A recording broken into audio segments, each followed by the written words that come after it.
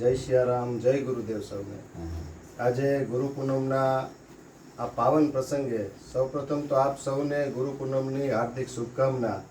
અને આપણે બધા જે નીતિનભાઈએ વાત કરી એમ ભાગ્યશાળી છીએ કે આવા ગુરુજીના આપણે પાવન ચરણોની આજે પૂજા કરી શક્યા છીએ. ગુરુ એટલે કોણ? ગુ એટલે અંધારું ને રૂ એટલે અજવાળું.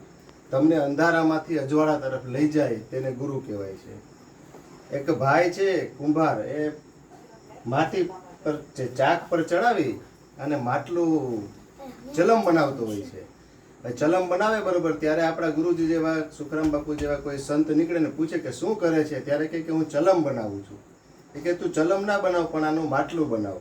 અને એ માટલું બનાવવા માંડે છે. ત્યારે માટી એને પૂછે છે કે શું થયું? તો કે હવે હું બસ ચલમ નથી બનાવતો પણ માટલું બનાવીશ. ત્યારે પૂછે છે કે શું થયું, કેમ આવું કરે છે? તો કે મારે વિચાર ફરી ગયો મારો. ત્યારે માટીએ એવું કીધું કે તારો તો એક વિચાર ફર્યો છે પણ મારી આખી જિંદગી ફરી ગઈ. કારણ કે ચલમ બનાવ્યું હોત તો હું પણ બળેત અને બીજાને પણ બાળે, પણ તે માટલું બનાવ્યું છે એટલે હું પણ ઠરીશ અને બીજાને પણ ઠારીશ. એમ તમને આવા ગુરુ કોઈ મળી જાય તો તમારી આખી જિંદગી ફરી જાય એક ખાલી વિચારથી.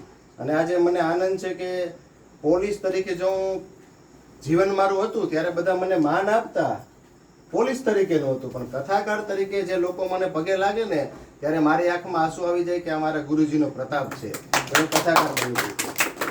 જય શ્રી રામ.